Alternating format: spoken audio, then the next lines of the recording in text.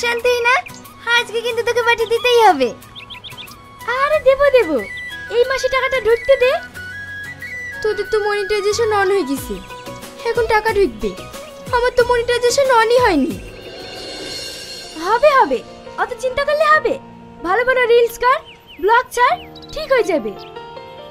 হ্যাঁ, শুনলাম নাকি রাজেশের বউ এই মাসে ব্লগ বানিয়ে 12,000 টাকা তুলিছে। আর কদিন বাদে আমরা সবাই তুলবো।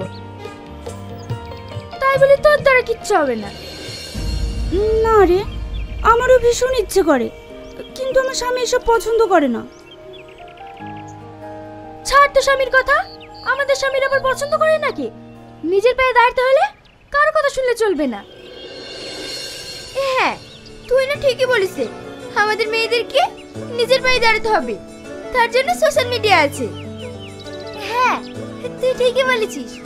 এতে যেমন টাকা আছে, আর আমরা সেলিব্রিটি হতে পারবো, আমাদেরকে সবাই চিনতে পারবে।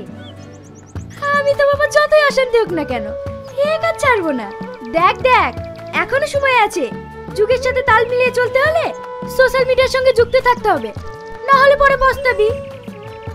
তোরা ঠিকই বলছিস, আমিও আজ থেকে ভিডিও বানাবো। এই তো এতদিনে প্রিয়ার বুদ্ধি হয়েছে।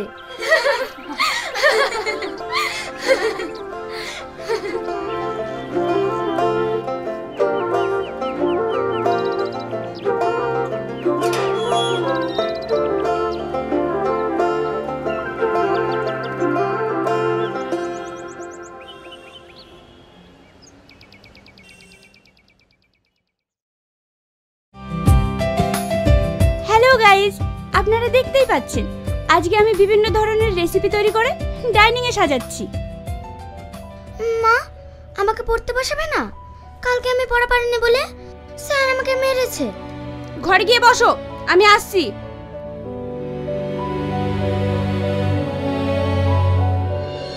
হ্যালো গাইস, আপনারা দেখতেই পাচ্ছেন আমি কত সুন্দর রেসিপি তৈরি করেছি। এটা দিয়ে এত সুন্দর সুগন্ধ ছড়াচ্ছে, আপনারা একবার খেলেই বুঝতে পারবেন।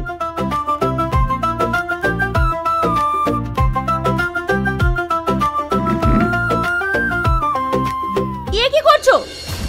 আমি আগে ভিডিওটা বানাবো, তারপরে খাবে। তুমি কি শুরু করেছো বলো তো? কেন তো পাগলামি করছো? সংসারে কোনো কাজে মন নাই, সারাদিন মোবাইলের ভিডিও। মেয়েটিকে পড়তে বসানো বন্ধ করে দিয়েছো। তুমি কি চাইছো? আমি নিজের পায়ে দাঁড়াতে চাইছি, বড় ইনকাম করতে চাইছি। তোমার কাছে আর হাত পেতে টাকা নিতে চাই না, তাই ইনকাম করার চেষ্টা করছি। দেখো, এসব ভিডিও করা বন্ধ করো, একটু সংসারের কাজে মন দাও। আমার কিন্তু কোনো কিছু ভালো লাগছে না। তোমার ভালো লাগা না লাগে আমার কোনো যায় আসে না। যাও, কে বলেছে তোমাকে খেতে?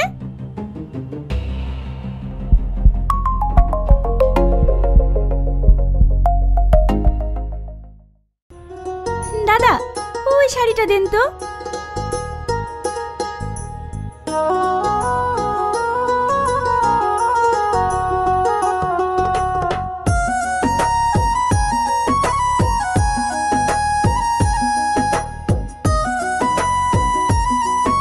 দাদা, ওই শাড়িটা দেন।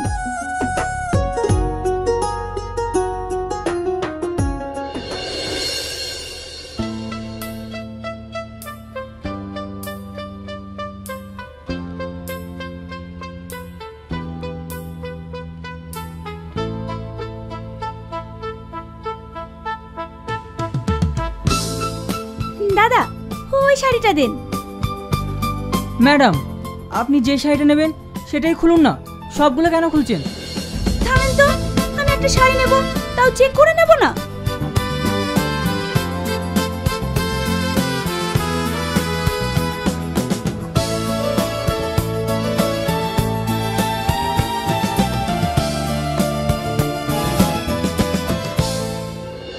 এসব কি হচ্ছে? বুঝতে পারছো না? এই ড্রেসগুলো পরে আমি ট্রায়াল রুমে ব্লগ বানাচ্ছি। 8টা ব্লগ হয়ে গেছে, আর 2-3টা বানিয়ে চলে যাব। দেখো, তুমি দয়া করে এসবগুলো বন্ধ করো। বকো না তো, তুমি তো আমাকে একটা ড্রেস কিনে দিবা, ওইতে আমি একটা ব্লগ বানাতে পারবো। সবাই বলবে না আমি একটা ড্রেস পরে ব্লগ বানাই? তাই এদের ড্রেস পরে আমি কয়েকটা বানিয়ে নিচ্ছি। আমি এ কোন পাগলে পাল্লায় পড়েছি? তুমি ওকে দয়া করে একটু বুদ্ধি দাও, না হলে আমি শেষ হয়ে যাব। আজকে নতুন কিছু একটা তৈরি করতে হবে, কিন্তু কি তৈরি করি? চিকেন দিয়ে কোনো আইটেম তৈরি করব, কিন্তু সেটাও তো আমি পারি না।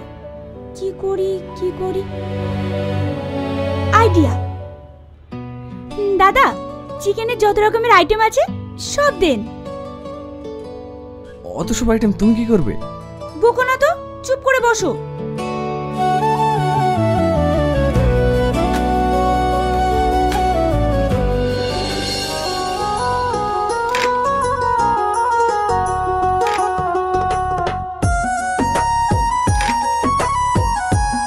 এটা খাও।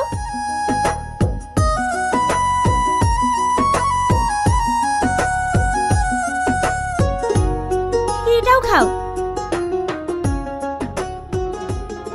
তুমি খাবে না? আরে খাও না।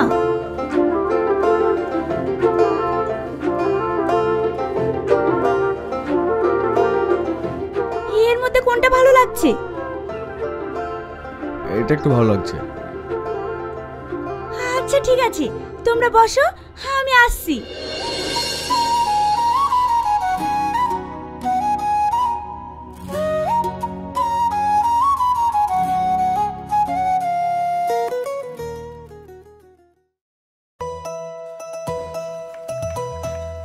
দাদা,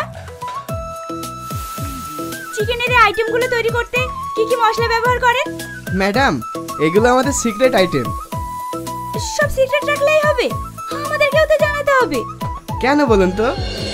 আপনি খালি বলে দেন এটাতে কি কি ব্যবহার করেন, আমি এটা সুন্দর করে তৈরি করে ব্লগ বানিয়ে ইউটিউবে পোস্ট করব, যাতে সবাই এটা তৈরি করে খেতে পারে। কি গো, এখানে কি করছো? আরে থামো তো, দাদা বলেন না। তুমি এখানে এসে শুরু হয়ে গেছো? এসো তো। আরে শোনো না। আরে এসো।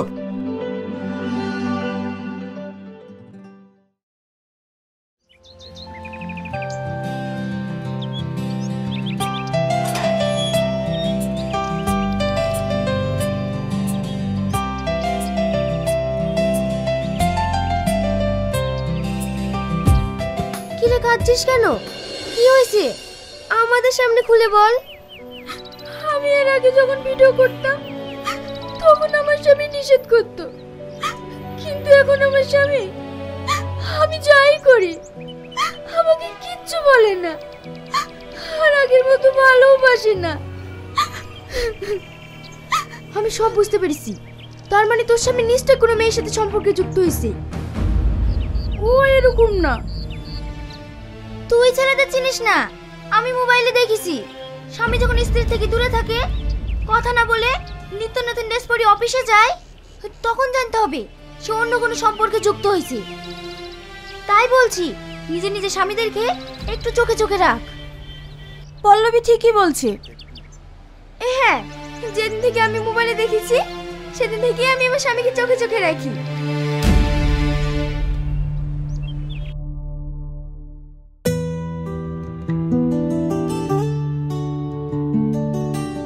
দাঁড়াও, কোথায় যাচ্ছ?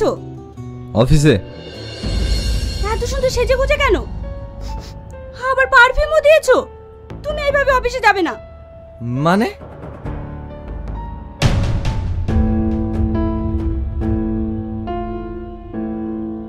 এই জামাটা পরে যাও। কি? আমি এই পুরনো জামা পরে অফিসে যাব? এবার বুঝতে পেরেছি, আমি মোবাইলে যা দেখেছি আর আমার বান্ধবীরা যা বলেছে সব ঠিক। তুমি কতদিন ধরে আমার সাথে ঠিকভাবে কথা বলছো না, আবার নতুন নতুন ড্রেস পরে পারফিউম মেখে অফিসে যাচ্ছ।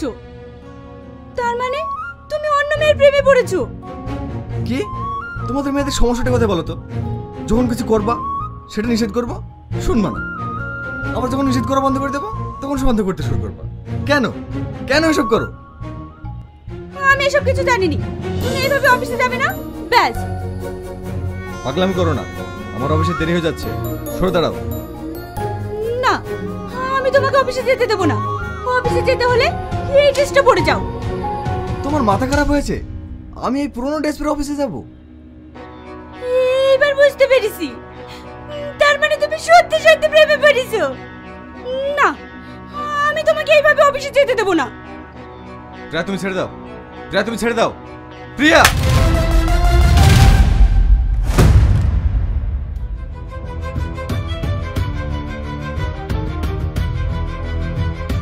ও মা, আমার সব শেষ হয়ে গেল গো মা।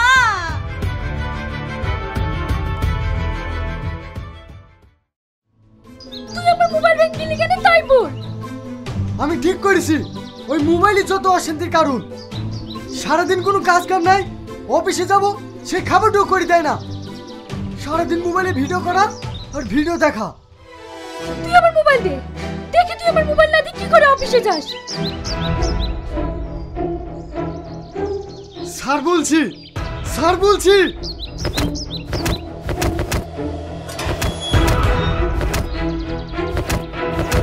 আরে আরে আরে ছাড় ছাড়ো, এইভাবে কেন নিজেদের মধ্যে ঝামেলা করে? ছেড়ে দিন ভাই, ওকে আমি শেষ করে দেবো। আমি তো কিছুই বুঝতে পারছি না, তোমরা এভাবে ঝামেলা করছো কেন?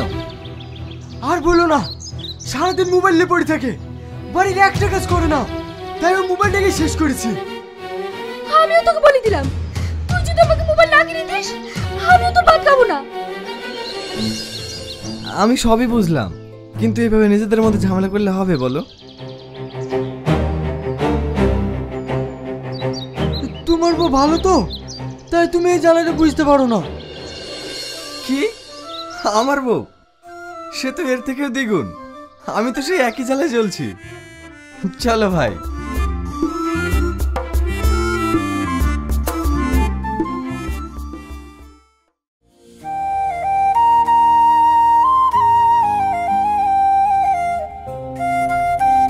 আপনার সামনে আপনার কথা শুনছে না, আপনাকে রাগ দেখাচ্ছে। আপনাকে পরীক্ষা করতে হবে সে সত্য বলছে না মিথ্যা। তাকে যদি নিজের করে রাখতে চান আপনাকে তার গতিবিধি লক্ষ্য করতে হবে। সে কোথায় যাচ্ছে, কি করছে সেটা নিজের চোখে দেখতে হবে।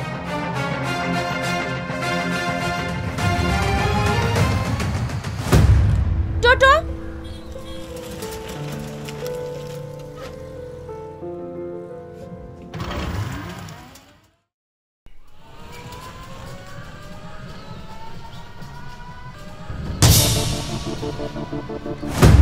দাঁড়ান দাঁড়ান দাঁড়ান।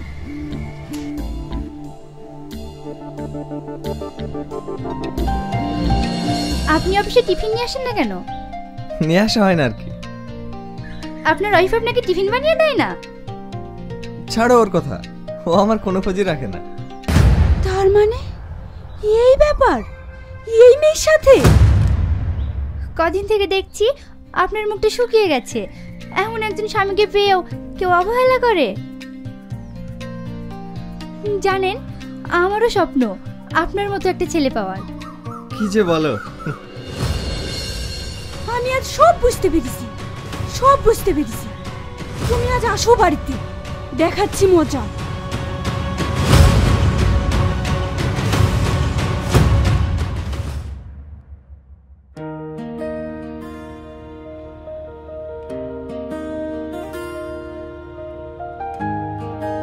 আজ তুমি কোথায় ছিলে? অফিসে। আপনার স্বামী যদি অন্য কোনো সম্পর্কে যুক্ত থাকে, আপনি তাকে কোনো কিছু জিজ্ঞেস করলেই সে আপনাকে মিথ্যা কথা বলবে। আজ কোন মেয়ের সাথে কথা বলছিলে? আমি কোনো মেয়ের সাথে কথা বলি না।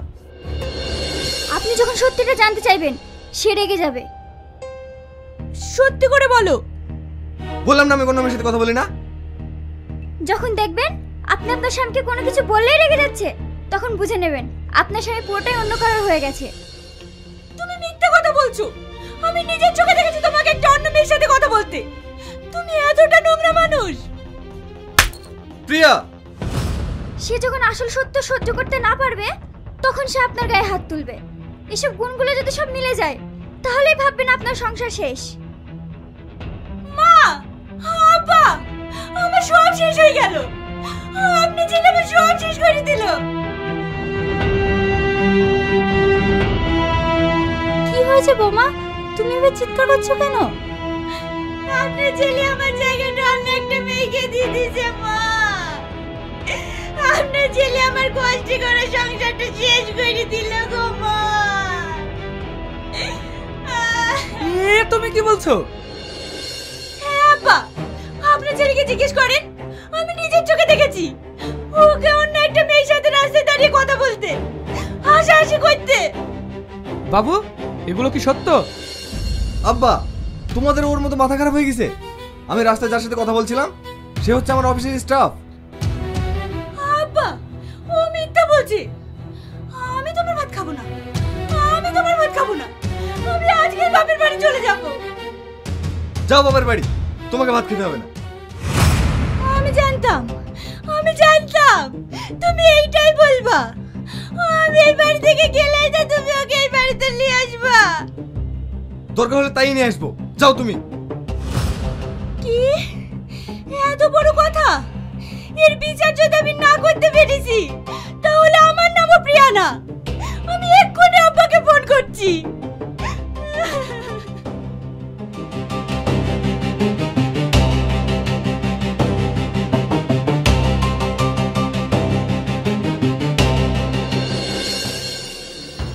আগুন, তোমার বউ যে আমাদের সামনে অভিযোগটা করেছে তুমি নাকি অন্য মেয়ের সাথে সম্পর্ক করো, এটা কি সত্য?